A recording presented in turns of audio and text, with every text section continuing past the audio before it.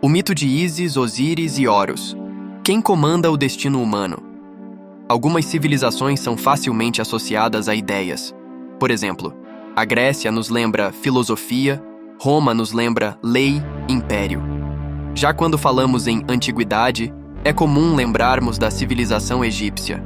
Não é à toa que Heródoto, em seu livro Histórias, relata que a Grécia seria uma criança quando comparada ao Egito. Berço de uma cultura milenar, os egípcios também são famosos por suas construções. As pirâmides de Gizé e a Esfinge são alguns exemplos de obras que resistem ao tempo e fazem parte da nossa história há pelo menos 3.000 anos. Para além disso, quando falamos do Egito, não há como não falarmos também de mistérios e da sua religião.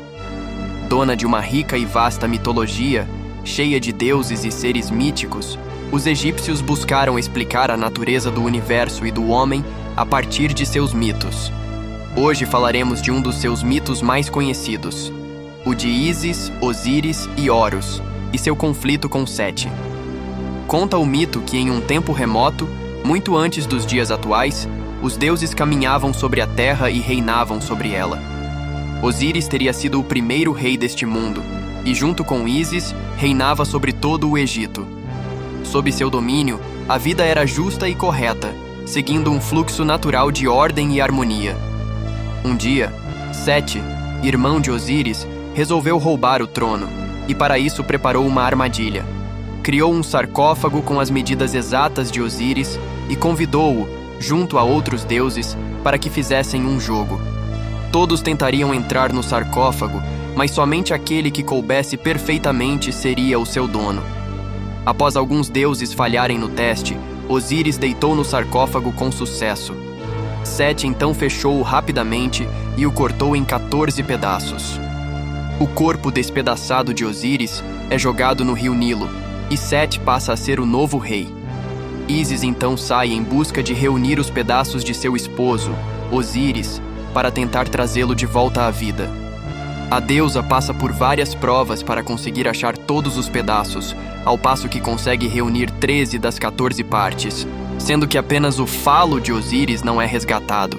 Apesar disso, Ísis consegue ser fecundada por Osíris, e dessa união nasce Horus, filho e herdeiro legítimo do Egito. Durante anos, Horus é cuidado e protegido sem o conhecimento de Sete, que transformava toda a ordem existente em caos. Com o Egito dividido e caído em sombras, Horus vê que seu destino é enfrentar o seu tio e fazer com que a ordem reine mais uma vez. Quando atingiu a idade necessária, desafiou Sete em uma batalha terrível que durou vários dias. Ao fim, Horus saiu vencedor, mas poupou seu parente. Ao invés de matá-lo, Horus designou Sete a viver na barca solar de Ra, o deus Sol, e seria responsável por lutar todos os dias contra a serpente Apófis e evitar que ela engolisse o Sol. Quanto a Osíris, mesmo após seu corpo ter sido recuperado por Ísis com a ajuda de Anubis, este não pôde mais permanecer no mundo dos vivos, então foi-lhe atribuído o mundo dos mortos, para que lá reinasse e fosse responsável pelo julgamento das almas humanas. Dessa maneira, o filho reinou sobre os vivos e o pai sobre os mortos, trazendo assim a ordem, a justiça e o equilíbrio de volta a todos os planos da natureza. Do ponto de vista lógico, racional, literal, esse mito, assim como todos os outros, não faz muito sentido.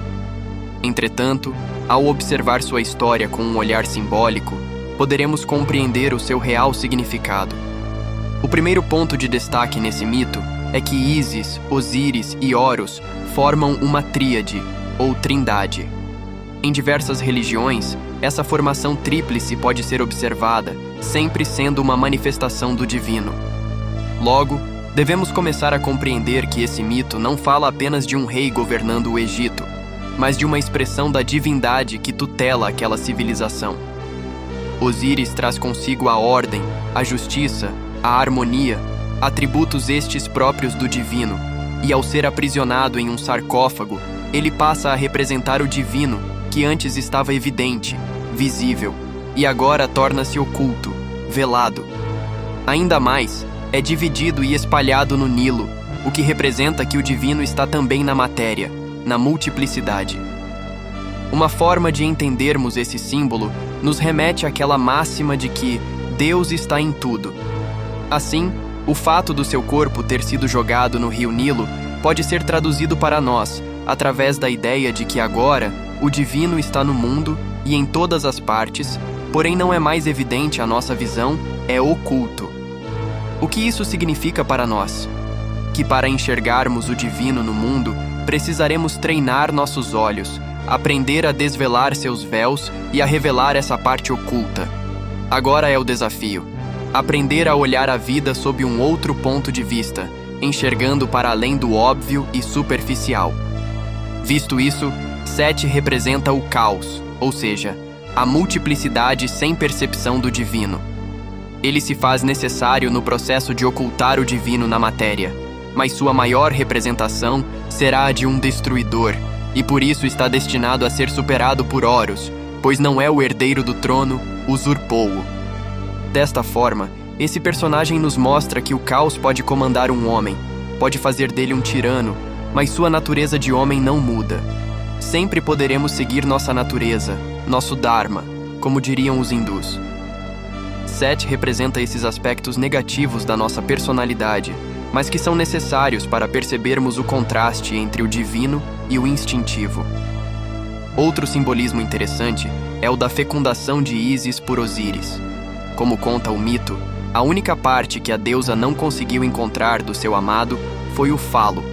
Logo, a fecundação não é a partir de um ato sexual, que tem na sua natureza o instinto e o desejo.